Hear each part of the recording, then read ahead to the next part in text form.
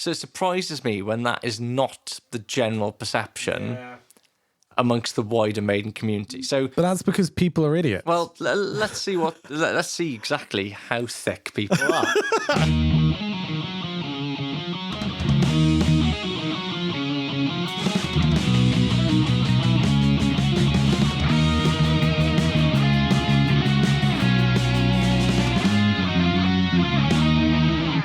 Hello, and welcome to Maiden Voyagers, a podcast about Iron Maiden. That's it. That's all you're getting. At this point, if you don't know what the podcast is about, I can't help you. We're like 30-odd episodes in. It's about Iron Maiden. We're talking about Iron Maiden. We've got some views about Iron Maiden. Specifically, we're talking about Iron Maiden's 2003 album, Dance of Death. This is the second part, so if you've missed the first part, you're a fool. But this is where we dive into the album itself, the tracks, our opinions, many opinions. But as usual, there's two of us here. So let's introduce ourselves. So I'm Blev, an historian of sorts, and I am an Iron Maiden. God, it's really getting hard to come up with this deep in. Yeah. They're getting worse. I'm an Iron Maiden promoter. Promoter? Yeah, I promote Iron Maiden. Yeah, I know what a promoter is. Thank you. No, not in a strictly musical sense. I'm not saying I'm promoting their gigs. I mean, in the wider sense of the word, to promote something. I just promote Iron Maiden about the place.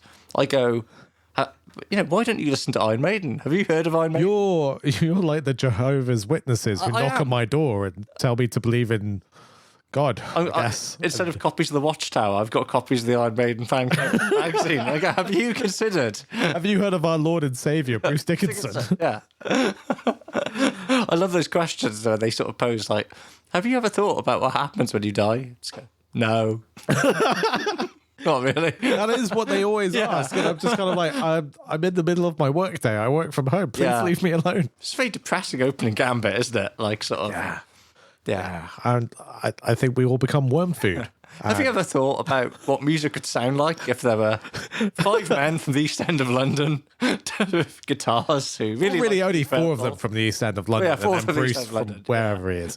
I'm Sam, a writer of sorts, and I am an Iron Maiden leaflet hander-outer, I guess. The people who are not necessarily invested in the cause, but get paid £5 an hour to door drop leaflets across your town. The kind of chuggers you see on the street and I love them because they leave you alone, but they really could not care less. They're just there like vaping in the corner.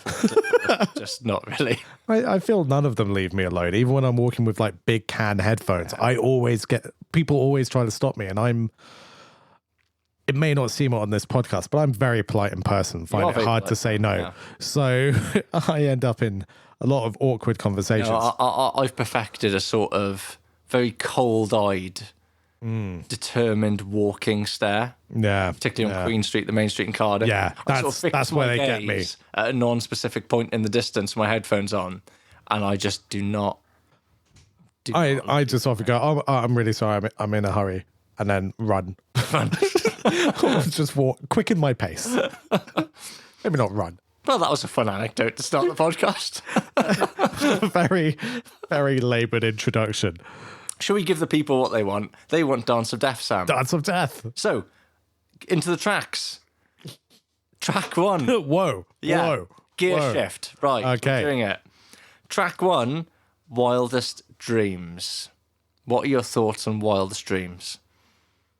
It's not the greatest start, is it? Oh, Sam. So I think Wildest Dreams is quite a fun song. It's very fun. But to me, it feels like a bit of a weird start to the album. Like, look at Brave New World. You start with Wicker Man, all cards on the table. That is a cool opening gambit. Catchy, heavy. It's kind of, it's what you want to kick off your album. It is a pace setter. I feel like Wildest Dreams to me feels a bit like B-side material. Ooh. And I feel really bad. And like B-sides don't have to be bad songs. It's just, and this will come into a bigger theme I have about the whole album. It feels not in tone with a lot of the album. It's quite jaunty and upbeat and AOR-y, and like it's an Adrian cut, so I feel bad being critical about it. But it doesn't set the tone for the album in a way that I think lots of other tracks could have. And I also think it's like a 7 out of 10 song. I definitely take your point about it not setting the tone for the album. Because like you said, it is very upbeat and even lyrically... Well, lyrically, it's very cliche, isn't it? Like, I want to take a car and hit the open road. It's just a bit like... Yeah, I mean, lyrically, it's sort of a more verbose version of Running Free. Yeah. Right? But without the sort of slightly sinister undercurrent of Running Free. Yeah, without the sense that Paul Di'Anno might have got in a fight somewhere. Yeah. Again, this is one of those things, it's very hard for me to separate this song from just my nostalgia of it. Because I remember...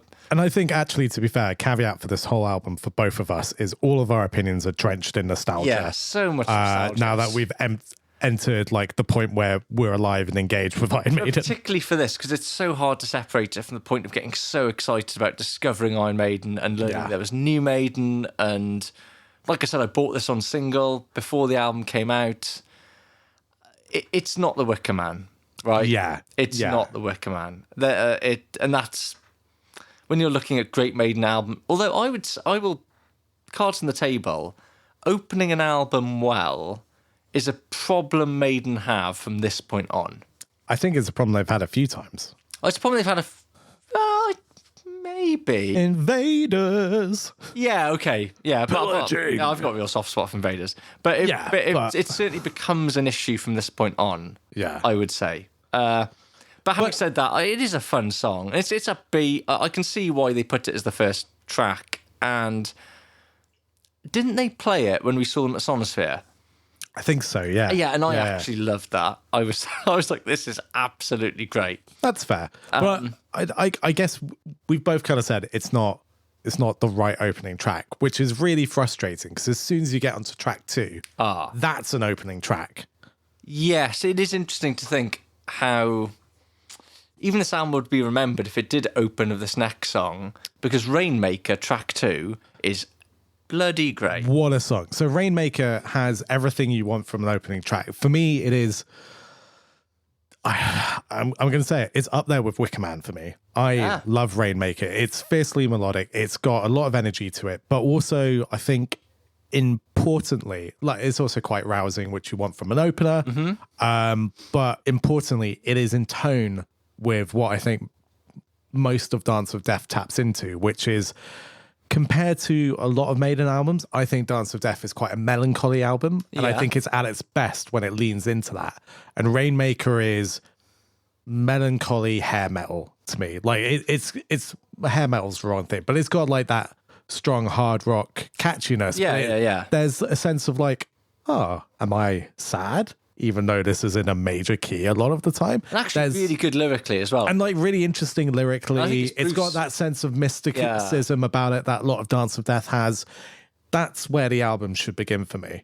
Yeah, I can totally see that. Like, that is like putting a flag in the ground. This is going to be an album that's a bit mystic and a bit melancholy. Yeah, and again, we spoke about...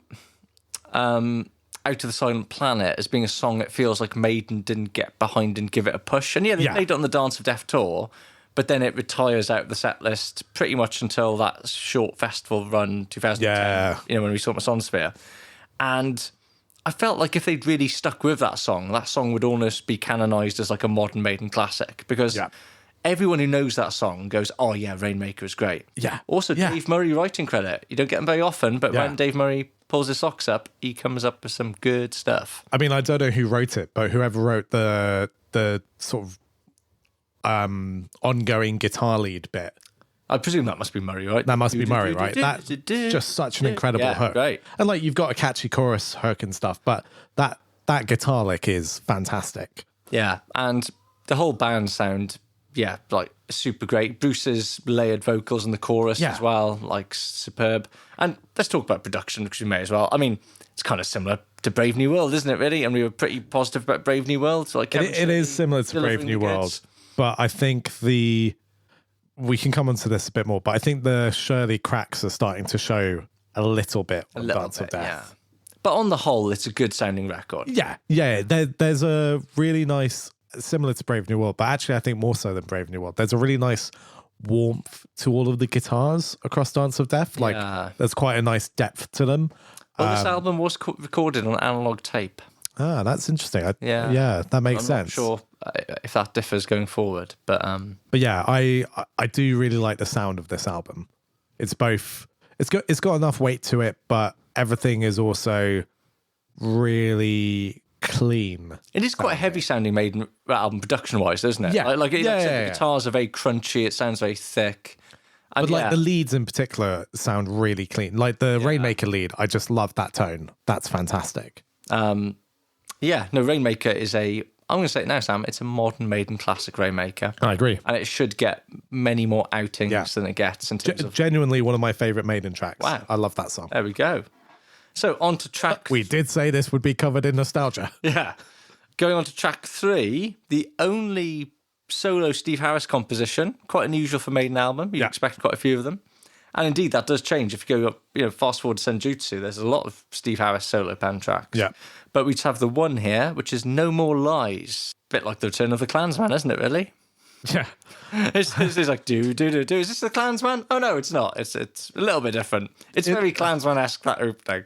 Yeah, it leans a lot on the sort of Harrisy tropes we've seen throughout the 90s, like that intro and stuff. No More Lies could have been on the X Factor or Virtual 11, couldn't it? Absolutely. You can imagine Blaze going, No More Lies. And with a chorus with like stabby chords of da-da-da-da-da. Like that.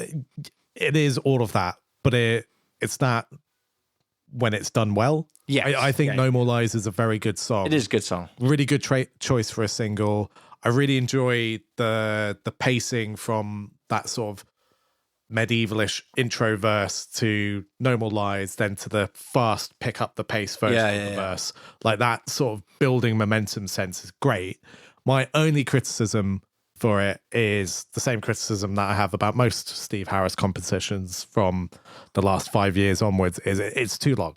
There's like 3 ideas here. It does need to be 6 and a bit minutes. Now, often I'm the person here who stands up for Steve Harris and goes, "What are you talking about, Sam? It's brilliant." No More Lies, I agree with you. This could have been 4 minutes. It could have been 4 minutes. Yeah. It's because, like you said, there are about 3 musical ideas, which are good musical ideas. Fantastic ideas, yeah. But they're worn into the ground a bit. They are worn, yeah. When you get to the however many repetition of no more, you're like, okay, again. Like, if it's Fear of the Dark, go for it, mate, because every single note of that song is absolutely golden. You can put it on loop and play it to me forever. Yeah. This is good. It's not that good. Like, you can't really get away with... And I think problem is a strong word, but something we run into from the last album up until the modern day is a lot of songs start having 3 solos. Yeah. Which a lot of the time I don't think is needed. Maybe not, but it's the Maiden nerd in me who likes trying to work out, is that Murray, is it Smith, is it Gers? Yeah, you see, I'm not that interested in that. Okay. Because it would be different. I think that there's something weird about not weird. There's something a little bit, at the risk of sounding like Lars Ulrich, there's something a little bit stark about the way Maiden approach guitar solos, in that it's, one guitarist is going to have a solo, and that's going to be immediately followed by another guitarist solo, and the next guitarist solo, and this is the solo section where all 3 guitarists have their solos. Whereas if you look at something like, I don't know, Megadeth on Rust in Peace. Yeah. There are guitar solos everywhere, just like bleeding out of every song, but they're sort of fitted into the song. Some songs do have a solo section, but it feels like trade-off guitar battles rather than here's Adrian's bit, here's Dave's bit, here's Yannick's bit. And so there's no dynamism to just having 1, 2, 3 guitar solos. Like, it would be something if, like, it was trade-offs between them. Like, you have a couple of bars Yannick, a couple of bars Dave, a couple of bars Adrian, a couple of bars Yannick. But that doesn't seem to happen. And it artificially extends a lot of songs for me. Yeah, but like, I guess just a taste thing. I just like hearing them solo. I like them all. None of this is a criticism of them as guitarists. No. They're all fantastic guitarists. They all have quite cool voices to their playing. It's just a bit boring. Well, like, have to just sit through guitar solos. Yeah, but see, weirdly, I don't find that boring. But what does get me a bit is more so the when you have a song that is what 7+ minutes long, like No More Lies is. Yeah. So And it's 7+ minutes. Yeah, I think it is. But it's just, but you just find it's just constantly the constant repetition of the same 3 parts. Yeah. It's not. Yeah. It's not different sections or movements. It's just 7 minutes 22. yeah. So it's like so like I said, it's almost a bit like I don't need that last run through all of this again. Yeah. Yeah. But I still like it. It's a good song. Yeah, it's a great song. It sounds It's like a very down on it. no, Yeah, it's a very memorable like No More song. Lies, yeah. It's a song that could just be a lot stronger. And it's a trope that comes up a lot in our discussions, but the CD format allowing longer songs is not necessarily a good thing because some songs are just long for the sake of it. Yeah. Yeah, like it's like you don't have to. Like if this is what But you was on should. an LP, you Yeah. might have to be like, actually, we could. Just Oh no, cut because out this 2 album's minutes. about 70 minutes long or something. Yeah, like and it should not be. no, yeah, that we'll probably both agree with that. Yeah, yeah. We'll talk a little bit after we go through the tracks about quote unquote my version of Dance of Death and Yeah. like how I would edit the album, because length is a big part of that. But after No More Lies, we get on to Montsegur. Oh. Yeah. Now, we spoke about Rainmaker being a sort of hidden gem. I mean, Rainmaker was actually a single, right? So it Yeah. had some push. Montsegur, never been played live. What? Nope. Never been played live. And what a crime, because Montsegur is phenomenal. It is one of the heaviest songs they've ever done. Yes. And not like, it feels like every Maiden album they have to say that, oh, this song's the heaviest song they've ever done. But most of the time, that's not true. No. Like when I think of heavy Maiden songs, I think of Montsegur and I think of Be Quick or Be Dead. Yeah. And that's all of it. I mean, even the opening of Montsegur, just the That riff. I mean, wow. Is this in drop D? I don't know. Adrian often does play in drop D. Because that is such a heavy lower string riff. That's got to Yeah. be drop D. Let's do a quick fact check. It'd be interesting because that also might explain why they've never played it live, right? Because you can't really imagine Maiden faffing around D? with tunings. I'm just getting a lot of TripAdvisor results for Montsegur. The town place. of Montsegur. Yeah.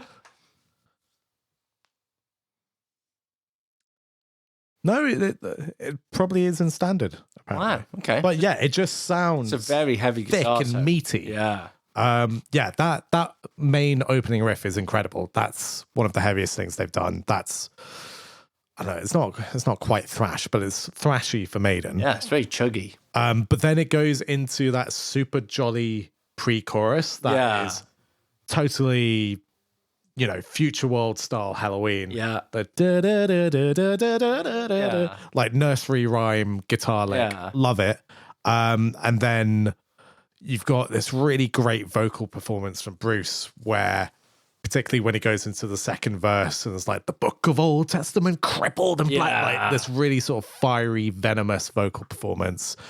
It's just a great all-around song, like really dramatic chorus, lots of different flavors to it. Love it. Yeah. No, absolutely brilliant. And also, as we unearthed on a previous episode, Yes, in it the has been Tattooed mentioned Millionaire before. episode, it has a guitar lead that was used on Tattooed Millionaire as part of its sort of lead break section. And I can't remember what song it was on. Was it on No, Born in not me. 58? Maybe? Might have been, or Son of a Gun, one of those. Yeah, it was something that had a Yannick credit, and this song has a Yannick credit. I And again, believe. for all those people who kind of basically diss Yannick as being superfluous and what's he doing there, he wrote Montsegur, right? Or he's got a writing credit on Montsegur. Like some of the best 21st century Maiden stuff has got Yannick's writing credits on it. So That's worth leave Yannick his value alone. Yeah, entirely. the guy writes yeah. great stuff. Yeah, it's- Montsegur. Yannick, Harris, Bruce. Bruce. Like, yeah. And again, that's a very unusual writing combination as well. That is right? an unusual writing combination. Yeah. And I'd have to assume that riff probably came from Yannick as well. Yannick and Bruce is doing the lyrics and Steve is. Adding the Yeah, no, I can see Yannick because Yannick quite likes a folky maybe. jig, doesn't he? Yeah. He likes a folky jig. Yeah. But yeah, I mean, Great song. Yeah, and pretty strong, like a strong start to the album, right? On the whole. Yeah. That is a very, I mean, my thoughts about Wildest Dreams aside, but those last three tracks Rainmaker, No More Lies, Monster, that's strong. Pretty That's golden. great. Yeah. And for me, it doesn't stop there because we go into the title track, For me neither. which is an odd place for a title track, like for Maiden at least, like slap bang in the middle of your album, track 5, Dance of Death, which is Gers and Harris, isn't it? Yes, it is. Which, a very unusual but great Maiden title track, I'd say. Very moody, atmospheric, dark.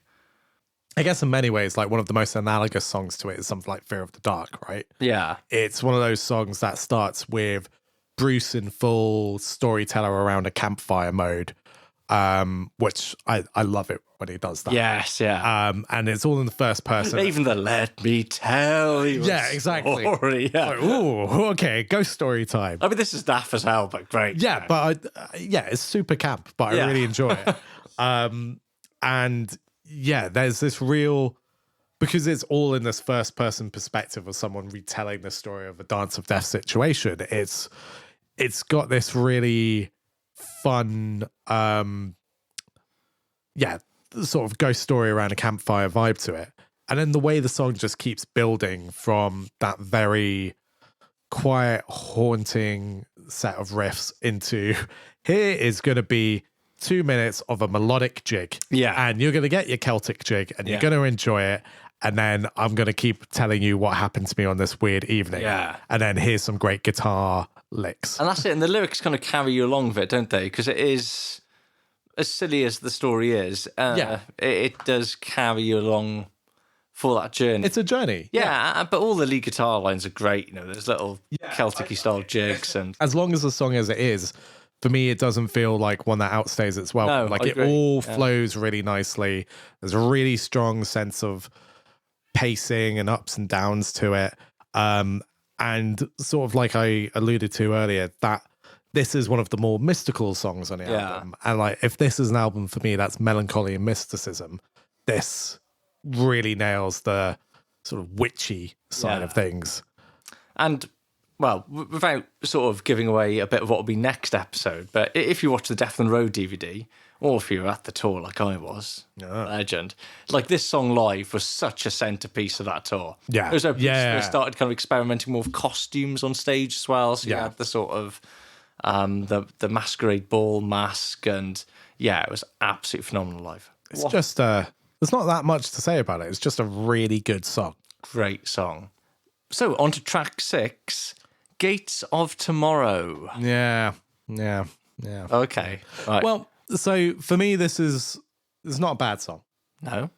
But this is where we start getting into the less high quality material of Dance of Death, right? I think this is slightly more on the filler side, but I do have a lot of soft spots for it. I think the harmonized verse vocals are really cool.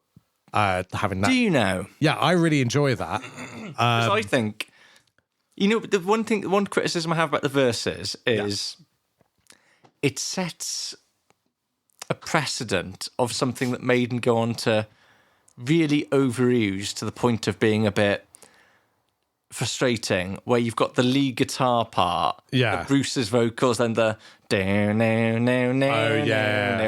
like a lead guitar line. Mirroring. Yeah, all mirroring each other. And I think it's really unnecessary. But having said that, Gates of Tomorrow is good. The opening riff, though, is the opening riff is very cool. Yeah, but it's also very Lord of the Flies, isn't it? Yes. Yeah, it is. Yeah, actually, it is. And like this song entirely to me feels like an X Factor Virtual 11 era song, and that's executed better, but it has all of the hallmarks of that, and that's why it feels not like a lead weight, but it's an inessential track to me.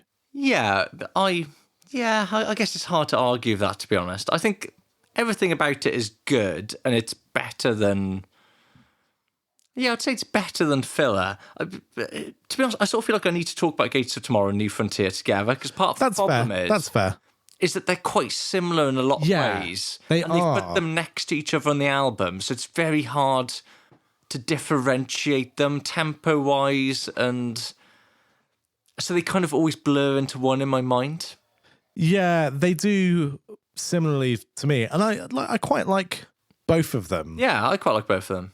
But yeah, just considering that first front half, this is a drop. Yeah, Both of them. Yeah, you're right. This is a bit of a lull in the album, which isn't to say like you said, we may as well talk about it together now. Like neither of these two songs are bad, No, per se at all. They're like actually really decent songs, and sometimes revisiting the album, they're better than I remember them being. yeah. Like Similarly, when you actually make a concerted effort to sit down and listen to this thing, because I always thought, Dance Stuff, I loved it when it came out. Over the years, I came to think, well, bar a couple of exceptions, it's a bit front-loaded. Yeah. And then going back to it in the run-up to this, I was like, oh, actually, these are really decent songs. yeah. But, yeah, non-essential is perhaps the word, right? They're just... And also, there's a sequencing problem for me of both Gates of Tomorrow and New Frontier. I think that's fair. That's never clicked. Similar. That's never clicked for me before. But you are right. They scratch the same itch and actually maybe shouldn't be right next to each other. Yeah, like something different to break those two up Yeah. would be much better. I don't know, did you have any other thoughts for New Frontier specifically? So I mean, discuss Gates of Tomorrow? Yeah. Well, I think comparing the two, there's something more interesting about New Frontier in that it's Nico's first writing credit. Yeah. And so I assume a lot of his writing credit is lyrical. Well... Because reading an interview with him, it seemed to be lyrical. And but he apparently wrote the bass part. Because if you watch the Death on the Road documentary, he says he wrote, I think, the verse on the bass. Yeah. And Steve even offered if he'd like to play the bass on the album. Which is news to me, because I didn't know that Nico was able to play any instrument other than drums. Me neither. Because there's a point that Nico makes that Steve says, oh, you play the bass a lot like me. And then Nico's like, well, what do you expect? Like, I've been in a band with you at this point for 20 years. Yeah. So, hardly surprising. But yeah, there is like a musical contribution, not just a lyrical. There may well, I'm sure the lyrical ones. Well, so I should have written down a source for this, but I'm sure I read an interview with Nico about the lyrical side of it, at least being inspired by some of his own beliefs. So for those who don't know, Nico is like a pretty ardent Christian, I believe. And the song itself is about cloning. Yeah. And this is very early noughties, isn't it? It is very early noughties. The song is about Dolly the sheep. But it's there's very much a Christianity ideology informed viewpoint to the song of cloning is tampering with God's will and tampering with God's sense of creation, and man shouldn't mess with that stuff. And it's more done from a slightly more mystery science theater perspective of The Fly kind of thing. Because I guess maybe Bruce has a hand in the lyrics. I can't remember. I'm looking at the writing credits. Yeah, I mean, there's a Bruce writing credit on it as well. So I think Bruce probably takes it more into sort of schlocky horror territory. Yeah. But I think that's quite interesting that Nico's first writing credit is a song that has a slight his only writing credit has a slight ideological bent to it that most Maiden songs don't often have. Yeah, when it comes to, or at least it's the opposite bent, because like a lot of the time when Maiden broach religion, it's kind of like the Crusades or like Satan. Exactly. Whereas this is kind of like, actually, guys, maybe we shouldn't mess with God's stuff. Guys, show God some damn respect, all right? He's pretty good, right? He created the heaven and earth. And he only rested for one day. And, you know, like, I'm not a Christian. I don't believe in any of that stuff personally, but I think it's quite an interesting thing to have seep into a Maiden song. Yeah. And, you know... I might be clutching at straws entirely, but that's what it feels like. Yeah, but I think you're right. But also, it's a better, more informed take than just some kind of Christian-style POD metal. Yeah. It's like, you know, because, you're right, there is clearly a religious undertone to it, but it's also kind of like a humanist argument as well, isn't it? The extent to the limits of science and how far... Absolutely. It's that sense of grappling with, should we be toying with nature on a certain scale like this? It's an interesting song. Yeah, interesting song. And I think this is one of the many songs in this record where I'm just astounded by what Nico McBrain can do with one bass pedal. Yeah. So much of it, you're like... You think he has just like one giant calf muscle? Yeah, because I'm sure we've touched upon this before, but if we haven't, just to remind people that Nico McBrain, unlike a lot of metal drummers, insists on only having one bass pedal rather than a double bass drum or a double bass pedal. And yet what he does with one bass pedal, you're just like, how is that 1 foot doing? Yeah. I like, jeez. I mean, it is incredible what he can do with one bass pedal. And this is the power metal fan in me. Yeah. There is always a part of me that's always like, imagine various Maiden songs with some double kick. Yeah. with like a power metal sewing machine drum in the background. It's like, yes, this is all I need. Well, who knows what old Simon will bring to the table, right? Because Steve Harris has always been very kind of... Steve Harris apparently tried to encourage Nico to use a double... Oh, really? Pedal. Yeah. Interesting. I somehow think Simon Dawson's not going to be adding Halloween-style double kick to every song. Just like a Raided Blood Slayer. we can hope that'll be fun. Yeah. I really like the chorus of New Frontier. Yeah, it's good. It's quite fun. Yeah. But again, it just...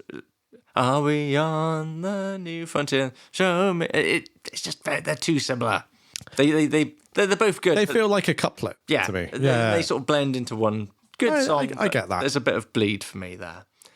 Not a problem with track 8, though. Oh. Passchendaele. Yeah. No. No notes. No. Although I actually have some notes. But in terms of writing. Other than the... In terms of writing, this is... Passchendaele. Whoa. Yeah. I mean, almost like, what can you say? I mean, it's one of the 21st century Maiden songs where you go... but it's not... It's just a classic Maiden song, Passchendaele, for me. I think this is the song of the album, and maybe the best thing 21st century Maiden has done. Yeah, I think you might be right. Yeah, and what's interesting is like it's an Adrian song. It's not what you would expect from Adrian at all. It's like a 8-minute history epic. I know like Harris is involved and stuff. Yeah, I guess Harris was probably the lyrical inspiration. But like even the guitar styles are not what you expect. Like that sort of drifting main lead part is not which is a tapping riff, right? Yeah, a tapping riff. Apparently Adrian originally called that the telephone riff because he thought it sounded like a ringtone. Does sound like a ringtone now that you mention it. Well, because particularly in early noughties Nokia ringtone. Yeah. Number you dial has not been recognized. But yeah, it's a much more epic song than you usually get from Adrian, and there's like little hints of Adrian's sort of AOR songwriting, like that amazing bit where it's like blood is falling. Yeah. But the whole song is just fantastic. I mean, yeah, just so many brilliant parts to it.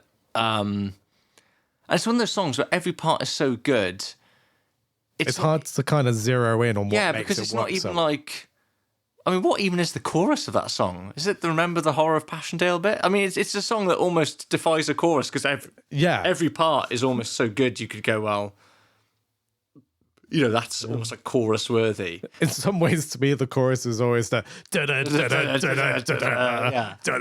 again, with some top Nico drumming. Yeah. I mean, for me though, like in an album, in a song that's just one stellar moment after the other. Yeah. It's that when it comes in with the cruelty has a human heart. That bit's great as well. Part. And the Death on the Road live version, like this version's great. The live version is brilliant just because Kevin Shirley has clearly stuck Adrian and Steve's backing vocals way up in the mix. So you get this really like, cruelty has a human. Yeah. You've got Adrian's harmony and then Steve almost just like shouting it on the other mic. But it sounds so good. Oh, I just love Passchendaele. It's a great song. I had something I was going to say. While you're thinking of that, I was watching some old interviews of Bruce from 2003. Yeah. And something like quite a sort of haughty, broadsheet journalist picks him up about is, he asked Bruce a question, do you think it's really appropriate singing a song about, like, Passchendaele? Like, what? When you play it live, and he said, and everyone's throwing their devil horns in the air. Like, don't you think that's, maybe not an appropriate song for a heavy metal band to be singing about? Jesus. And Bruce sort of takes him to pieces, but I thought, what a weird take. What a in 2003. Yeah. I was trying to work this through. Like, I doubt there were any survivors of the Battle of Passchendaele alive in 2003, and if they were, they'd have to be at about 100, right? Even in 2003. And it's like, what was it like? Is it too soon? It's like... Yeah, but also the song is not like, Passchendaele, that's hilarious. Yeah. Long, Or, like, it's not even Angel of Death by Slayer, which is not a song about glamorizing the Holocaust, but it's very much not a tasteful song in any way. But this is a song very specifically about the trauma that soldiers endured and is a tribute to what they went through. Yeah. It's quite a weird take to kind of be like, oh, that's inappropriate. But I think he was talking about specifically in the live environment, and the subtext of what you're saying is like you're turning this to heavy metal theatre. And it's like, well, they preface it by reading this Wilfred Owen poem, which is a very famous anti-war poem. It's actually, it's done about as tastefully as it could be done. But, I guess they brought in the barbed wire and the props, they then really went onto for the life and death. Yeah, but I think it's a bit like saying, what, you can't make art about war. Exactly. Right, there's a sense of like entitlement as to what is an appropriate subject matter to bring to the shit munchers who listen to heavy metal. Yeah, it is, isn't and it's it? like, why shouldn't heavy metal fans experience art based on whatever historical event or whatever cultural event? I'll find the link and send it to you. Maybe we can attach it to the episode, because he's almost saying, because Bruce is making these points, like, have you listened to the lyrics? And the guy says, no, I haven't actually. And it's like, right, okay, well, Bruce is trying to explain to him what the song's about. And then, but the guy almost says something like, yeah, but do you think that's what your audience are thinking when they're watching you perform this? And you don't know anything about the audience, clearly. But his implication is, because, clearly you play to brain-dead morons who like heavy metal, who just go, oh, Maiden, Satan, and it's like... And look, sure, there's plenty of those. I mean, the thing with, like, any fandom or subculture or whatever is, there's idiots everywhere, and there's people who are engaging with stuff on a different level, and there's people who are just there because it's fun. And that's fine. Like, that is the human experience. Everyone's different. But for that to be a reason that, oh no, you can't bring this subject matter to this group of people because some of them, I don't know, might be brain dead morons, is just a ludicrous thing. But it reeks of cultural elitism. It's that sense of like, well, this would be appropriate at the opera, but because you guys are in black t-shirts in a field in Derbyshire, mate.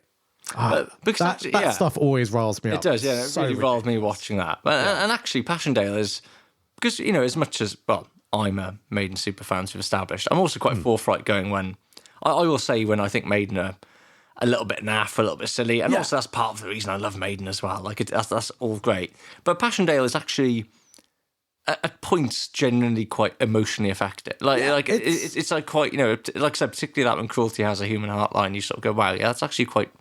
it's kind of hits me in the feels, as young people would say. It's genuinely quite an emotive song. It has a heart to it, and I the whole thing smacks of like, well, heavy metal can't be art, or like loud music can't be art, or you can't talk about serious things because this is and inherently daft. I mean, as someone whose two key interests are metal music and video games, I have no time for people who are like, you can't broach certain subjects with this, or these creative forms aren't art. Like, piss off. Yeah. Here. What I also thought was interesting about this song is we talked about Dance of Death feeling like a centerpiece. This also feels like a centerpiece to me. It does. It's an album with kind of two centerpiece tracks, and it, like, you've got one in the first half and one in the second half, and I thought that was quite interesting.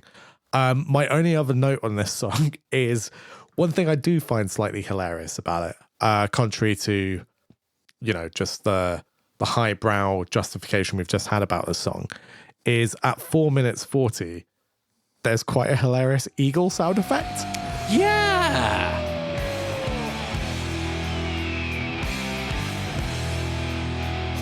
I get why they put it in, but it always cracks me up a little bit. And also, interesting trivia, I recently learned that what we believe is an eagle cry is not an eagle. No? What is it? It's a kestrel. Ah. So I don't remember the details of it, but at some point in film and media, someone decided that the actual cry of an eagle is pretty boring, and I'll edit it in. The cry of an eagle is not as exciting as we have led to believe. And so it got replaced with a kestrel cry. Oh, great. So what we associate as eagle cries is a kestrel, and that blew my mind. Wow. And Iron Maiden did not know that. So Well- unless they thought there was a kestrel at Passchendaele. I mean, I can't imagine there are many eagles at Passchendaele, to be honest. No. It's a weird It's a really creative choice to put that in there full stop. but nonetheless, an absolute What a song. What a song. song. Getting on to then, to get very much the final three now, Face in the Sand. Yeah. Let me go first then, because because I thought that. But again, listening back to this album, I think there's kind of...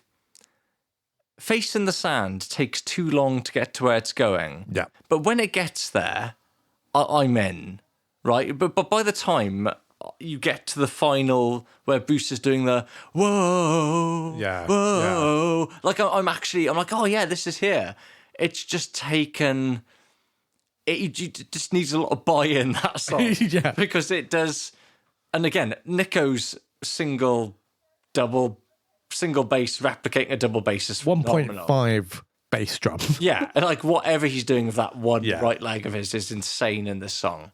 But this I didn't think I was a fan of this song, but again, in the lead up to this, it has massively grown on me, Face in the Sand. But I appreciate it is kind of flawed because I recognise that the reason I probably wasn't originally into this is because I thought, it takes forever to get anything like a chorus. Yeah. And there's just a lot of build up.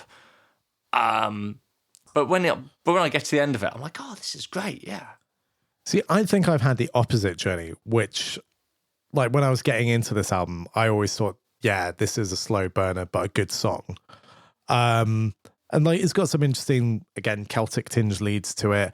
I quite like the chorus when it hits me in the right mood, like, could the time be at hand kind of thing.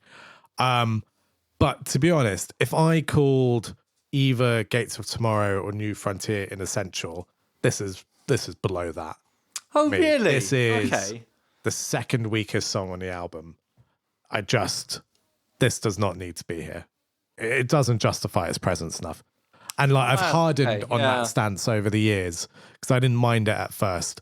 But no, it's not for me. Well, yeah, I think for what you said about Face in the Sand. Well, it neatly takes us on to the worst track on the album. Yeah, I would say about this next song. You're talking about songs that don't need to be here. I mean, Age of Innocence. This is on this record. This is a real stinker. I wouldn't even call it. It's just pointless. It just adds nothing. It's tonally incongruent with the rest of the songs. The best version of this song is the one on the No More Lies EP where Nico does voices, vocals and silly voices. Yeah, it's a very odd chorus. It's a very odd tonal shift because the verses are almost kind of quite heavy. Like it's quite sort of and then you get into this very almost like college rock. Yeah, pop punk type. It's a very weird song. None of it kind of gels for me, and it doesn't fit the album at all. No, it doesn't fit the album at all. Yeah, I don't really know what I'll say about Age of Innocence. Age of Innocence is the like facing the If I said other songs were B-side songs, this is like C-side. Yeah, or like D-side. And I almost wonder again they've sort of paired together two weaker tracks here, which create this real sense of moments of. Like they dip together. Yeah. Whereas for me, I think Face in the Sand would most shine a bit more if it hadn't been sort of paired with Age of Innocence. It's just a kind of. I see what you mean. I do associate those two songs together. Yeah. Whereas for me, Age of Innocence is a considerably weaker song in hindsight. But yeah, I agree. Well, let's gloss over that then. Not very good. Going on to the final song, remarkable for a number of reasons. The first, Maiden say it's the first all-acoustic track on an album. I mean, there's clearly an electric keyboard on there. Yeah. So it's not entirely acoustic. But I believe all the guitars and bass and drums are obviously acoustic anyway. Vocals, acoustic, of course. Yep. Journeyman. What do you make of Journeyman, Sam? Really unexpected. Yeah, very. I actually quite like it. Yeah. I think it's a really wistful end to the album. Very Bruce Dickinson solo vibe. Very Bruce, very Tyranny of Souls-esque to me. But yeah, it's a nice mellow end to the album. It continues that sort of sense of, again, like it's a good melancholy end to it, but with like a little bit of hope to Yeah, it. I think it's a really nice bookend. I'm quite partial to on the No More Lies EP. There's an electric version of it, Yes. which I think works quite well. And like I think in an ideal world, you'd kind of have it be an acoustic electric song so that it kind of builds a bit more. Yeah. But overall, yeah, I think it's a cool song. I like understand why they chose the acoustic version, though, because like you said, I enjoy that electric version. But yeah, as a kind of end to an album like this, it just works really nicely. And then also, when you saw it live, it gave them the perfect opportunity. Yeah. This was the first song of the encore. Yeah. Maiden, just acoustic guitars on stage. That's cool. Like boy band style stools for them to perch and sit down on. Like they all sat down in these like sort of 3/4 high bar stools. It was like, wow, this is a real moment. And it's a very good song in its own right, I think. Yeah. It's a very good song. It's interesting you also say that it's like Dickinson solo material, because I, re-listening to it, I was kind of thinking like, is this the sort of thing that Bruce wanted to do way back around somewhere in time where he wanted to go a bit more acoustic? Yeah. And he was that's a very resolutely told, point. no, we are we're getting not doing guitar that. synths. Fast forward, 15 years and here we are. I mean, that's pure conjecture, but it's interesting to Well, it's see interesting Maiden it's allowed kind of, to happen now. that there's space for this kind of Because the song only to other exist. comparison is Prodigal Son off Killers. Yeah. Which I don't think is very good, as I said in that episode at the time. And this is, much better. Yeah, I think this is a really cool ending. It goes on for too long, Yeah, but probably does. that's like everything at this point. So, should we look at the singles? Those album tracks? I got a couple of thoughts about the overall flow and track listing. Oh, yeah, so the Sam Conacher alternative remix. So yeah, obviously, clearly we both think this is a really strong album. I think that's undeniable. But I also think, as you've kind of hinted at, it's not one that's necessarily regarded as a classic, whether that's because of being 21st century, whether it's the artwork or whatever reason. And I think this is an album that had the potential to be a real classic Maiden album if it wasn't for a few bumps. And we've kind of touched on a few of them. Like the flow of the album sometimes feels a bit weird. The tone is inconsistent, at least to me. I feel like if you kind of just stuck with the melancholy and mystic stuff, you've got like quite a almost non-deliberate concept album to it. Yeah. There's some songs that are too long and outstay their welcome. So as a bit of a creative exercise, I decided to play around with the album. So what I did, and we'll figure out whether or not we can share this without getting sued, but what I thought would be interesting to see was, firstly, my biggest issue with Dance with Death overall is the length. It's nearly 70 minutes long. That is ludicrous. It's not good enough to be 70 minutes long. I know. So I wanted to see, like, could you make this album under 50 minutes and just make it a tighter, more consistent thing? I also wanted to lean much more on how do you make sure the tone almost feels like it's a concept album, so all the songs are much more in tone with each other, I guess. And I wouldn't say it's necessarily better, but I made a version of this album that I enjoy more, and it's very subjective. But I guess some of the changes I made, beyond just trimming a few songs down because they were long, was I flat out removed a couple of songs. So Face in the Sand and Age of Innocence, they're gone. Okay, that's fine. Cut. Age of Innocence is fine. Cut. Lose that. Yeah, that would be my big changes. I'd axe Age of Innocence. I also cut Wildest Dreams. Boo! Which Big boo. is controversial, but I just don't think it fits the album. I get why you did it, but yeah. So the way I kind of thought this album could work quite well, and I've done a lot of jumbling around, is you start with Rainmaker, as I've kind of touched before, and then you go straight into Monster Girl. So you go from like this sort of catchy melodic thing into something quite heavy and punchy, into No More Lies, and then into Passchendaele. And so you have that front half of punchy and then like a centerpiece to end that first half, like think of it as like a side A. And I, for whatever reason, I chose the orchestral version of Passchendaele from the No More Lies EP because I just like the orchestrated synths, to be honest.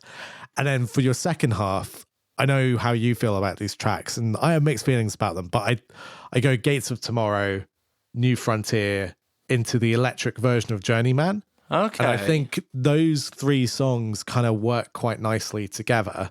And then you end with Dance of Death as like your big sort of rousing end to everything. And I don't know.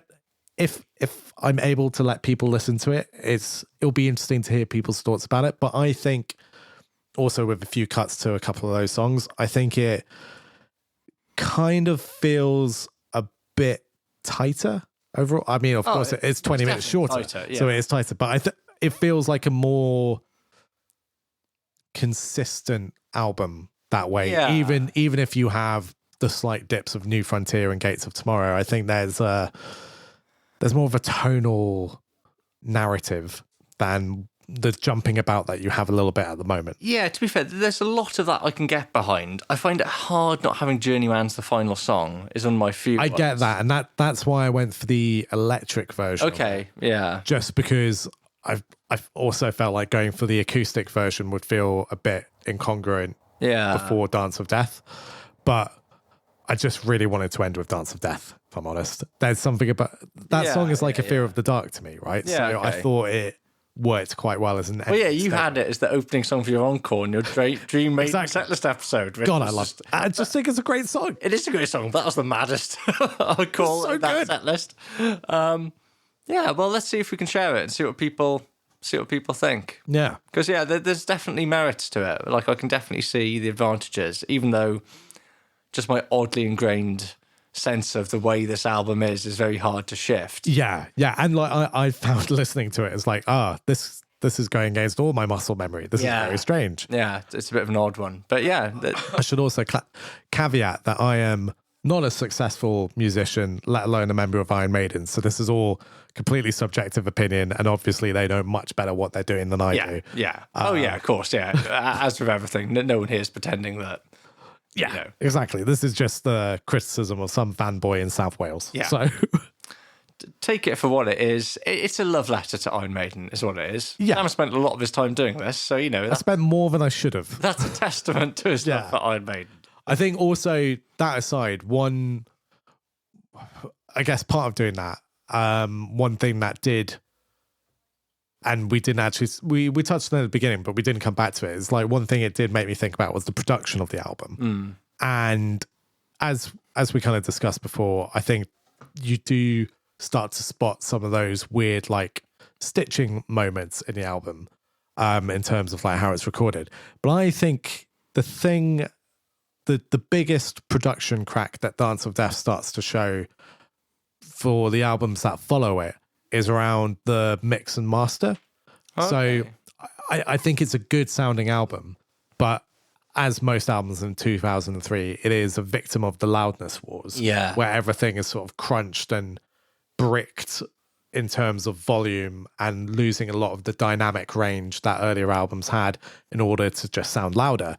And that is 100% down to Steve Harris based on the Death on the Road documentary. Yeah. Where I'm glad you mentioned this because that just popped into my head. Yeah. Yeah. And I'm going to edit the clip in, but Kevin Shirley talks about the versions of the mixes that Steve Harris preferred. And basically it sounds like Kevin made a mix CD of work in progress mixes that he'd kind of bumped up the volume to max just so that they had punch in Steve's car when he listened to it. And Steve was like, don't do anything more. That's perfect. Well, yeah, but I want it like that. It's the album artwork all over again. I mean, the album is mastered from a CD that I'd made for Steve. It's not ideal, but that's what the master was at the end of the day. I had this old a really old Apogee digital converter that I used to just smash the crap out of it to put it on a CD for him to play in his car, and then I printed all the other, half-inch and 96K versions, and he just loved the crunching of whatever that horrible converter was. And so at the end of the day, I think he went to Tim Young and he said, just transfer it off the CD. That's how I like it sounding. That's how I want it to sound. But isn't there that story? But as part of that same clip, Kevin Shirley says, "I sent it to my top mastering guy," and the mastering guy was like, "Oh God, no! Like, you need to really work on this." But then I sent it to Steve, and he played it as card. He goes, "No, this is great. This is perfect. This is exactly. Don't touch it." Yeah. And so Kevin was like, "Well, if Steve says, I guess we'll go with it." And like you made that point about Kevin kind of alluding to Steve being the boss and what he says goes. Yeah. And we've seen it with the artwork. We're seeing it with the mastering of this album. There is a slight problem with this era of Maiden onwards where no one will disagree with Steve. No. And like Steve Harris is obviously a very gifted, talented musician, songwriter, blah, blah, blah, genius, Sam. Yeah, sure. But every creative endeavor is made better by having some level of restriction or tension to kind of work against. And what Steve really needs at this point onwards, and has needed it earlier on, I think, is someone saying, no, that's shit. Well, yeah. Like, but you can make this better. There's a very big difference in the working relationship between... Birch wouldn't do this. Well, no, yeah, but the reason being is because when the guys in Maiden got Birch, they were in awe of him because he had produced some of their favourite records, right? He produced Rainbow Rising, he'd worked with Deep Purple, he'd worked with all these bands Maiden revered, so they really...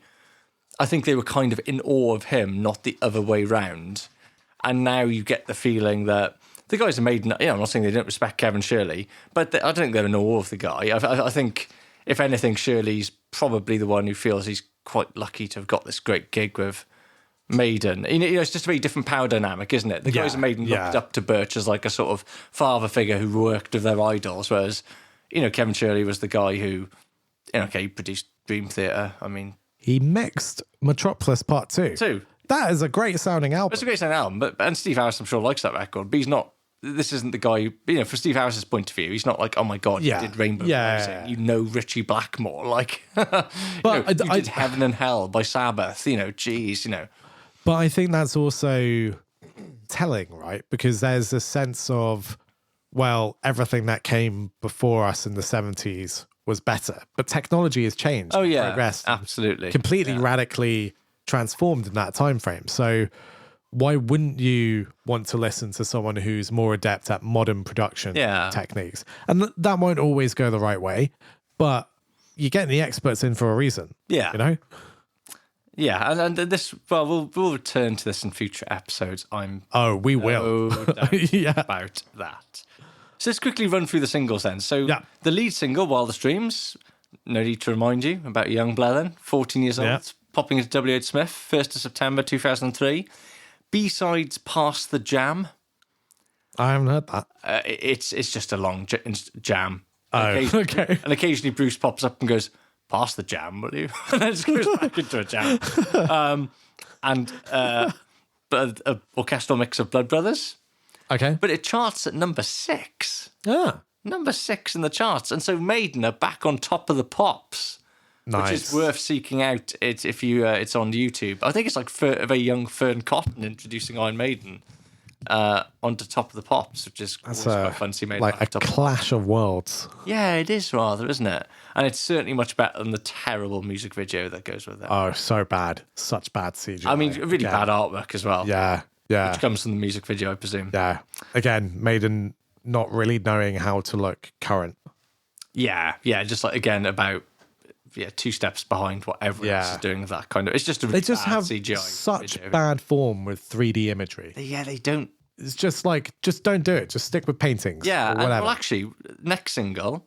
So this is like the second single, the little album booster one that comes out on 24th November 2003, Rainmaker. So you've got the B-sides, the orchestral mix of Dancer Death, and a song called Morty Vicar, which again is just another instrumental jam. You can tell there was nothing left over, right? And they couldn't even be bothered to do covers. They're just like quite all right, but they're very throwaway instrumental jams. Charts at number 13, so pretty good. But also has a much better music video. A music video is quite interesting comparing the Wildest Dreams music video and the Rainmaker music video when you think about the discussion we just had in the last episode about the album artwork and the inner yeah, because photography it is in that the same liner notes. dichotomy. It's that It's same exactly the same kind of vibe. Yeah, because Rainmaker is basically just an artfully short performance video, Yeah, isn't it? yeah. But it's just so much better for it. It's like Yeah. it's a really just cool performance video. The band performing, some nice artful kind of video rain. editing, and yeah. And so then the only other single or EP we should call it Yeah. is the No More Lies Dance of Death souvenir EP, which, like you, I also bought on that Battlefields trip. Yeah. I remember going to Ypres, I think, which is probably not the main thing you went to take away from Ypres, but I knew it was out, and I was just desperate to get hold of it. And there was a CD shop, and is it in Ypres or Ghent or one of those places we went to, and just like being so excited to get it. Yeah. Largely for that souvenir wristband. I still have mine. The elasticity is totally gone now. It's like I don't think it was ever that elastic. Oh, was it not? It was I quite think like a it wasn't. firm shape when you compare it to like a normal sweatband. But I wore the hell out of mine. Yeah. Oh, likewise. Yeah, that was such a that was my Every gig I went to, I was bit wearing of that. Maiden merch for so long. I still have it. It's just gross. Yeah. Now. Mine needs a wash. Yeah. In that poor box, it's been languishing. For Yeah. years now. But yeah, so obviously you've got No More Lies and that, but technically it's an EP, so you get an orchestral version of Passchendaele, you've already mentioned. Yep. The electric version of Journeyman, The Age of Innocence with Nico on the vocals, the hidden track. Frustratingly for Maiden, this apparently was not eligible for the UK charts. Because it was too long? Something to do with the length, but also there's some rule about giving away a free physical, well, not even free, because you paid for it. Like a packet. But like a product, like you weren't allowed to kind of give like something like a sweatband or presumably even a plectrum or any kind of freebie and immediately discounted it for. That's weird. Yeah, so no chart stats for that because it wasn't eligible for any chart. One, just on singles, jumping back to the previous single as well. For Rainmaker, you mentioned the B-side was only the Morty Vicar. Yeah, and the orchestral mix of Dance to Death. Oh, you did say that. I did say that, Sam, yeah. Oh, I missed that. Sorry. It's not very good. that was my view of it. Oh, fair. Okay. Yeah, it's not, yeah. But yeah, Passchendaele does work, but Dance to Death, it's a bit overkill. Yeah. Should we look at the reception then? Yes. So at the time, again, I remember this, it got very good reviews, right? Although it felt like it wasn't quite as ecstatic as Brave New World had been. Well, because the novelty's worn off, right? Yeah, absolutely. So I would say this is the better album. Hold your horses, Sam. Hold your horses. It's still got 5Ks in Kerrang. I wouldn't say it's a 5K album, though. I seem to remember it got 8 out of 10 in Metal Hammer, but again, that's my memory. Okay, I know for a fact it got 5 out of 10 in Kerrang. I seem to remember it got 8 out of 10 in Metal Hammer. What's more interesting, though, for me, perhaps, is the way it's been retrospectively appraised. Yeah. We're going to return to those lists that have been compiled by various publications where they rank Maiden albums in order. Okay, now, in our eyes, this is a very esteemed, a very well-loved Maiden album. So it surprises me when that is not the general perception amongst the wider Maiden community. So, but that's because people are idiots. Well, let's see exactly how thick people are. So Loudwire, in their ranking of the Maiden albums, put Dance of Death 10th. Which is okay. Okay. I mean, there's a lot of albums. I can accept that. Yeah. Louder, though, which is Metal Hammer and Classic Rock and all those publications, put it 13th, making it the lowest ranking 21st century Maiden album. Off. Less than Final Frontier, Book of Souls, Senjutsu. No. So 13 out of 17. Pull the other one. Kerrang put it at 12 out of 17. No. Stereo Gum put it at 13 out of 17, the same as Louder. What? So the general Who are these consensus- jokers? Well, one of them's Dom Lawson, Sam. Dom Lawson. Dom Sodding Lawson. Esteemed music journalist Dom Lawson, who I usually agree with and seems like a pretty sound bloke. Well, screw you, Dom. Yeah. You've, what's the phrase I'm looking for? blotted your copybook. Is that a phrase? You've made a not powerful enemy today. Yeah, you'll rue the day, Tom Lawson. Tom. Whoever Tom. I mean, look, everyone's entitled to their opinion, right? I just think it's weird how poorly regarded it is. And well, I go back to the cover. To what extent does the cover? Yeah. Do people really just think of that album, think of that horrible artwork, and think, oh yeah, that wasn't great?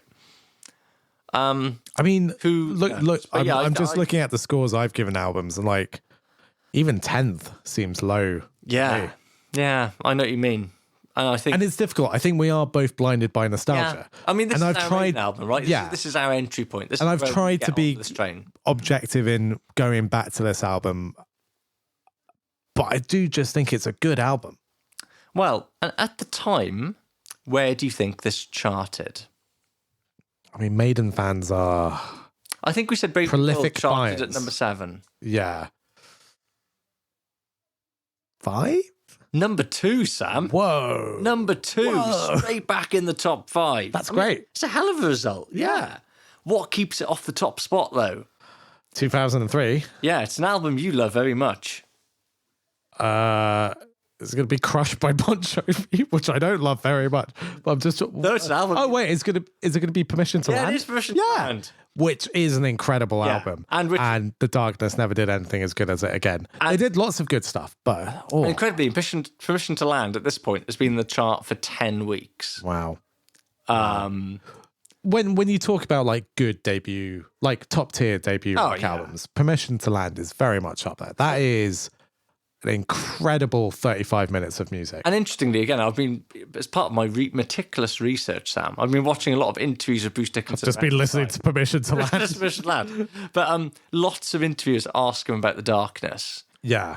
And he's somehow polite and dismissive about them at the same time. I mean, it's really interesting thinking, because 2003 was around the time where we were both really starting to engage with music in the world around us, like beginning of teenagerhood, blah, blah, blah, blah, blah. But I really vividly remember the whole rise of The Darkness, and I believe in a thing called... Like, and initially, I was very against it. I really liked it from the get-go, but I do remember a lot of it being like, well, this is a joke, and this is really funny, and this is really hilarious to spoof, like, Queen-style music or, like, 80s rock, and, like, no one would ever take this seriously. And then the album like took off, and there was still this sneering sense of like, well, this is just ridiculous. Yeah.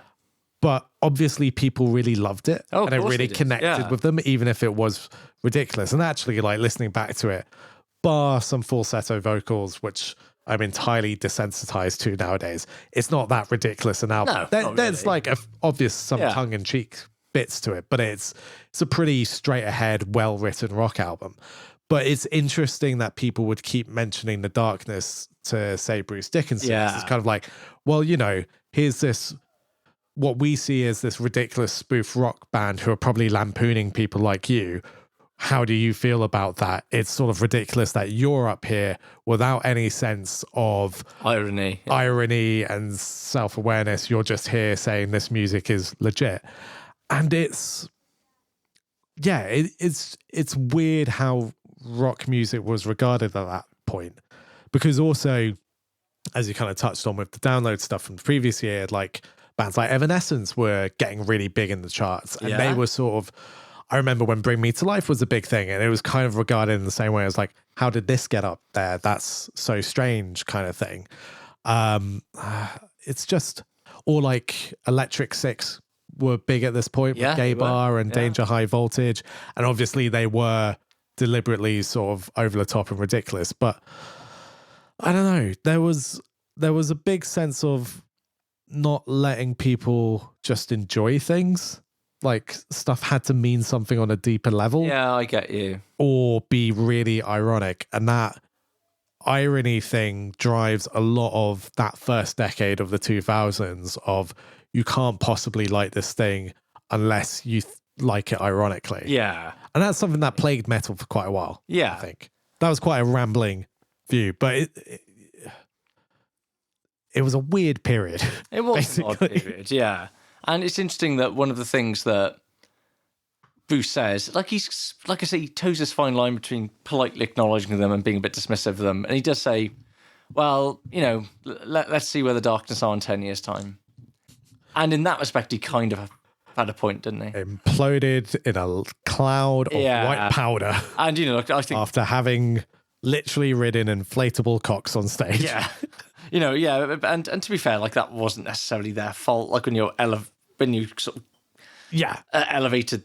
They were a victim of success. Yeah, they were absolutely victims of success. And I'm glad they managed to, like, come back. Yeah, exactly. Like, but, they're not playing the venues venues Maiden are now, are they? No, far from no. it. They're like there's no comparison now. They play pretty decent venues, though.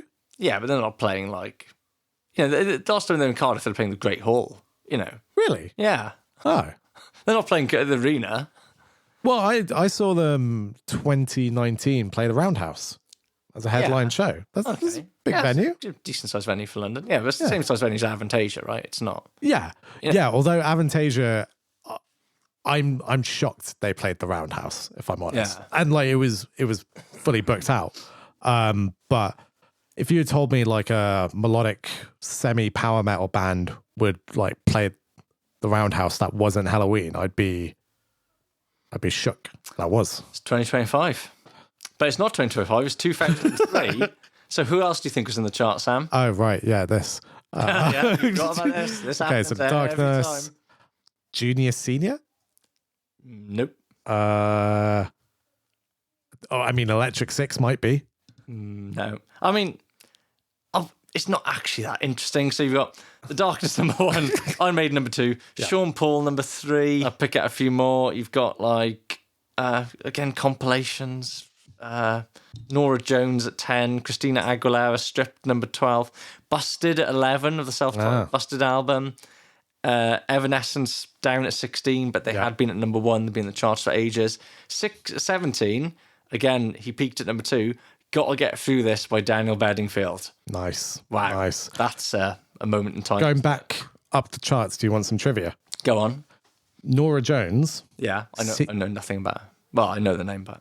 You must know, like, I'd probably recognise that big famous song, which is off that album, is like, I don't know why I didn't come. Probably. Like, you'd recognise it. Like, it's sort of almost a modern jazz standard, I guess, on some level. Secret Indian. Secret Indian? Well, not secret. She's half Indian. She's one of the daughters of Ravi Shankar. Oh. Yeah. Oh, right. Yeah. Did not know that. Yeah. Huh. Well, you wouldn't expect with a name like Nora Jones. Us secret Indians who are quite white passing, we're everywhere. Ah. Everywhere. Wow. A fellow white passing Indian. Yeah. I mean, the fact that her Everywhere. name's Jones doesn't help her. Yeah. Why? I think it's the stage name. Yeah. So yeah, chart. So the home run now, Sam.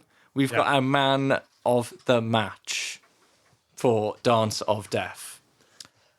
I think it is going to be. I haven't even thought about this. Do you want me to go? Yeah, you go. It's very easy to throw it to Dave for Rainmaker. Yeah. It's very easy to throw it to Adrian and or Yannick, because I think both their songwriting contributions are brilliant. You could always give it to Steve or Bruce pretty much every single time anyway. But I'm going to give it to Nico purely because I think this has some of his best drumming on it. Okay. Yeah. I think it actually, it's some of, again, it's revisiting this album. So, Christ, Nico, his drumming, and it actually surely captures such a great drum sound. Yeah. And actually, even in the albums where we will have things to say about the production, I think Shirley's always good at capturing drum sounds. And Yeah. And also seeing as obviously we presumably won't see Nico on another Iron Maiden album. Maybe they've been a bit vague about that. Yeah. But that's not. I don't want people to think this is a sympathy vote. I think Nico is a real tour de force in this album. So yeah, Nico McBrain for me. Okay. I am gonna. I mean, there's only so many you can pick from at this point. I'm gonna go Bruce. And the reason is, I think this is the best example of the old. I don't know how to describe this, but the aged Bruce Dickinson voice in top form. I think there's quite a noticeable shift in how Bruce sounds in this. Obviously, there's a noticeable shift in how Bruce sounds nowadays and in this period of Maiden versus in his earlier tenure. And I think this is when he still has pretty much all of the same power and stuff, but there's a maturity and I don't want to say it's like a strain, but like a slightly almost old man, like little tonality that comes out occasionally. Yeah. And I really like that. And I think it yeah. works really well, but he still has his youthful power. Yeah. And so that's why I'm going for Bruce. Yeah. And we'll get to like I think as well, if you look at the Rock in Rio and the Death on the Road live albums, yeah, Bruce's voice is in a real sweet spot. Like you said, he's got that range of his youth still, but he's got that depth, almost the baritone he can do. Yeah. Yeah. Whereas like that, I wouldn't say the power necessarily goes, but a lot more straining starts to come in as he starts to reach for those highs. Understandably, you hear completely natural. Yeah, that goes Whereas into it still feels like pretty effortless here. Very good call, actually. Yeah. So then the best of the beast, your favourite track, the worst of the rest, your least favourite track. Ooh. So let's go quickly because this is so easy. Yeah.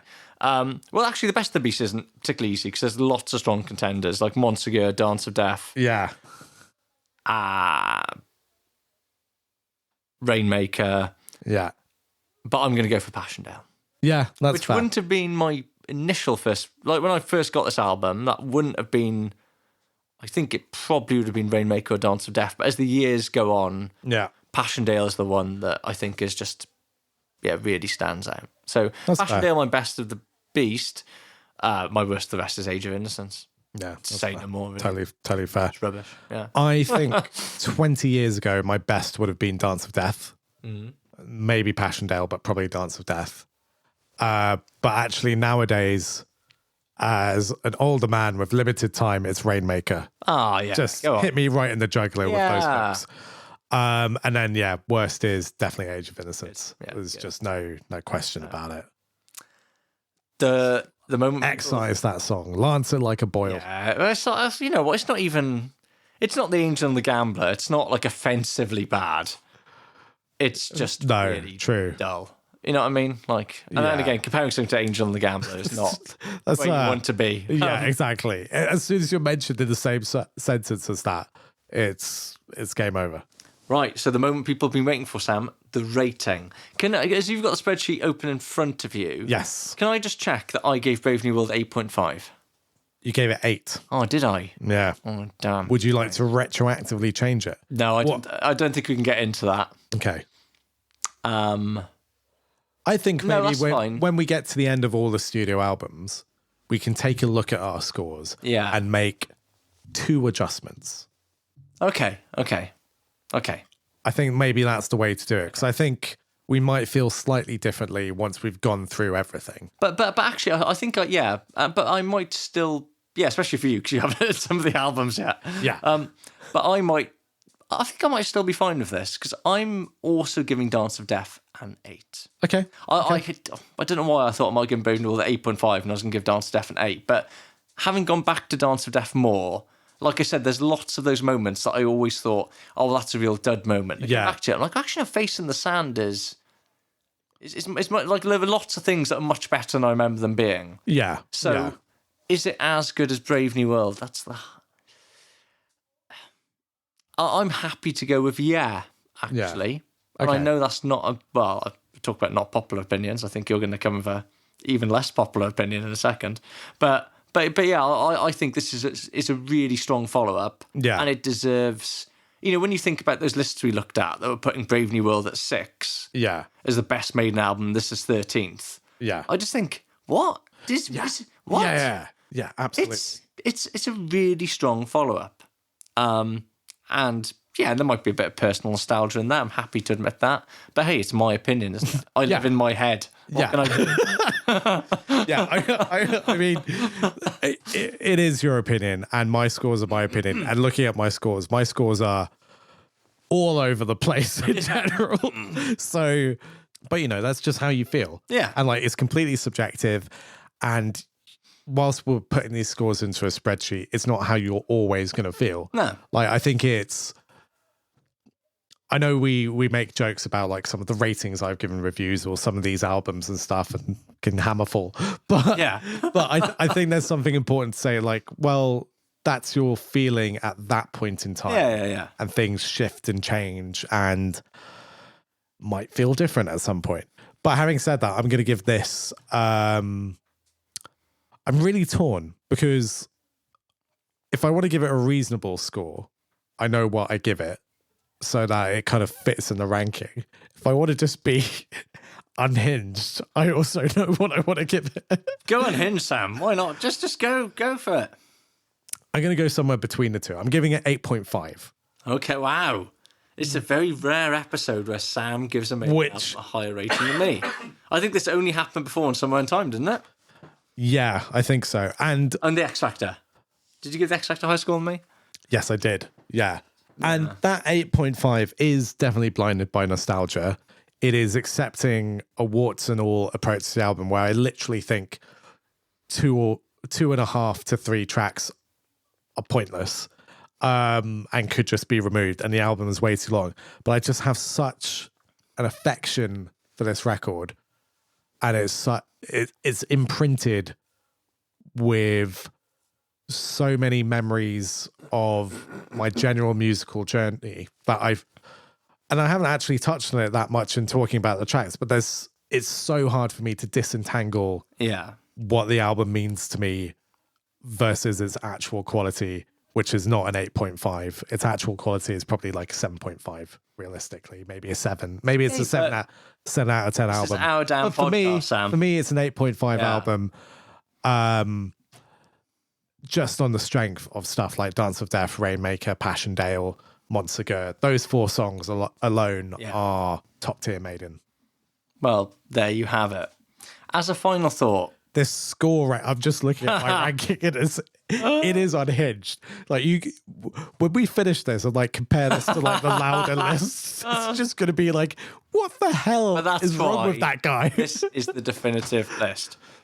As a final thought, I just wanted to say something I shared with you previously, that as we sit here in 2025, Dance of Death is now older than Number of the Beast was in 2003 when Dance of Death came out. Yeah. So when we bought this album, comparatively speaking, Number of the Beast was a more recent album than Dance of Death is today. I can feel my bones crumbling and my organs shutting down. We can all as hear you say it. that. It's literally like time is accelerating. But also, I think quite a nice thing about this album, in terms of just what it means to me, and I guess broadly us, is like this album is like quite one of the first things that we as friends like bonded over. Yeah. Like this is the beginning of our friendship in many ways. Yeah.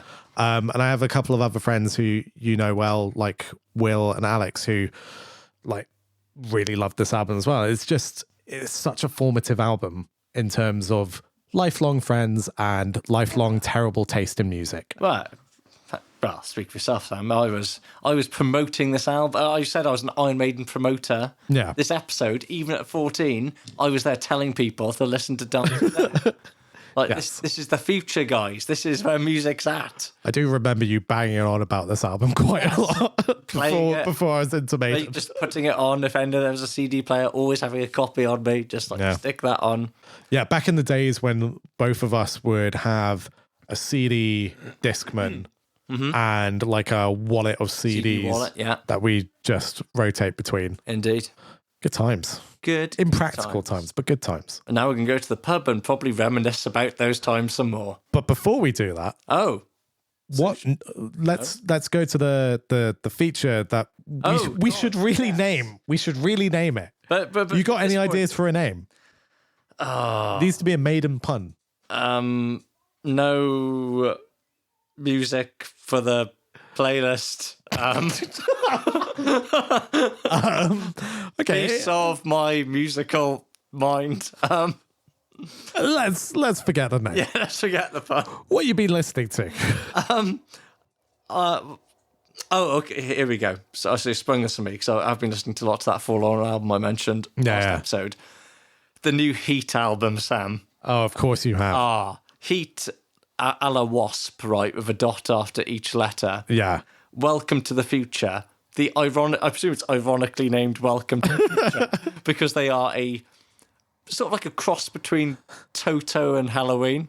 Like, That is a good way to describe Modern Heat. Yeah. with, I will say, the best melodic hard rock vocalist. Their singer moment. is incredible. He is phenomenal. So he was, he's on the latest Avantasia album, and he was part of the Avantasia live show when I saw them. He's so good. So good. Yeah, so good. And it's getting hot now. It's sunny. Yeah. So weirdly, my relationship with Heat is I was aware of them the first Listen few to it albums, during the heat. but they're good in the heat. They're a summery band. Yeah, that makes sense. The first few albums are exactly the same style, Yeah. but it's just the songs are kind of fine. But they released a self-titled album, I think, shortly before lockdown. No, it was Heat 2, which Yeah. ironically is not their second album. It's like their fourth album called Heat 2 I can respect that. that they released just before lockdown. And they've released that album and two albums, including this one since. I think they're on the best run of form. If you just want stuff that is like Toto and Bon Jovi, but occasionally has a hint of like Deep Purple and sometimes a slightly heavier power metal vibe. It's just feel good, like silly, brilliant. Like if you're a Maiden fan, you should definitely listen to Heat. And so like I said, the most recent album, Welcome to the Future, has not disappointed. It just keeps giving me more of what I want from Heat. Sounds good. What about you, Sam? What have I been listening? I mean, to be honest, a lot of my listening time has been taken up by listening to every Sabotage album out of order for no particular reason. But that doesn't feel very different to usual. I guess in terms of new stuff to me, I have been listening quite a lot to I'm sure you will have heard of this band just because of the podcast Two Promoters, One Pod, but I've been listening to a lot of Spanish love songs recently. Oh, right. They're a name. I had never heard of them. Yeah. Well, other than on that podcast, I knew the name. But weirdly, lots of people, well, I say lots of people, I know people in quite unusual quarters who mention their name, if you know what I mean. Well, speaking of unusual quarters, they're sort of like somewhere between Against Me and the Gaslight Anthem. Oh, right, okay. Very emotional rock, very heartfelt, really good. I've been listening to an album called Brave Faces, Everyone, and it was recommended to me by Graham Farmer of Seven Sisters when I saw him when we went to see Avantasia. And yeah, it's just a really good, heartfelt album. It came out just as the pandemic was happening, but also all feels oddly prescient to the pandemic and the sort of sense of grief and loss of modern life that came with it. Like I did. Don't eat that bask. No.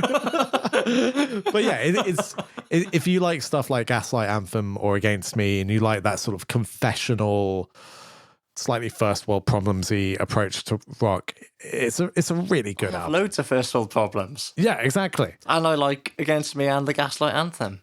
I think you'd probably dig it. Oh, great, yeah. Yeah, I've been listening to that a lot. But when I said people who would like the guy who supervised my PhD. Yeah. Not sure if I mentioned everyone have a PhD. Just get that in there at this stage of the podcast. But yeah, Professor, you won't mind me saying his name, Martin Johns, also recommended Spanish love songs. And I was like, oh, okay. No, Spanish love songs, is it? Yeah. It's Spanish love songs, yeah. He recommended them to me once. And yes, this is finally the tipping point. Having heard that name a lot, I will actually go and listen to Spanish love songs because I've heard them. I was reluctant to listen to them because I hate the name so much. Yes, and I always thought, I don't know why, in my head, I thought it was a bit emo-y. Yeah, and there's no logical reason for me to... emo per se, but yeah. Yeah. There's no logical reason for me to hate the name so much, but I think it is an awful name. It's not a good name, no. And that's, entirely subjective. Then arguably diver's Heat with a dot at the end of every letter. I have more respect for that, right? Like, you know what you get with a band like that. Yeah, it's a weird band name, but it's a very good band. And I need to dive into more of their discography. Well, you've got two very diverse things to go and listen to there. Yeah. See, we listen to things other than Iron Maiden and metal occasionally. Sam does more than me, to be fair. I just listen to a lot of Iron Maiden. Yeah, I mean, as I said, I've mostly been listening to Sabotage, so... It's quite like Iron Maiden in many respects, really. It's not a million miles away. Yeah. Right, let's, before we say goodbye. Let's tell people to follow us on the socials. You can find us on Blue Sky at maidenpod.bsky.social. You can find us on X for an indefinite amount of time, I guess, until Musk explodes everything, at Maiden Pod. You might be able to find us on Instagram by the time that this airs, because I might make an account at Maiden Pod. And you can email us on Maiden Voyagers pod@gmail.com. I really hope that's the right email address, because we've often given the wrong email address, and now I have no memory of which is correct. If that doesn't work, just, I don't know, get on the socials and bother me. Or you can find us in Cardiff, just about. Just about. I mean, to be honest, I'm in my house quite a lot, so unless you know where I live, you might not find me. Yeah, I mean, you might not want to give your full address out on the podcast. I wasn't planning to. Until I dox you. That's the real twist. Yeah. I think the only people who might dox us for this podcast would be like Steve Harris. That's true. They keep slagging off my prog songwriting sensibilities. No, we love you, Steve. This we have to keep reiterating this. We do love Steve. Well, I certainly love Steve Harris. Yeah, I think he's a It's like that Ed Guy dude. song. Yeah. England by Ed Guy the chorus is England one of the by greatest Steve songs. Harris. Yeah. What a song. That is such a great song. Anyway, should we say goodbye? I suppose. Bye. Bye.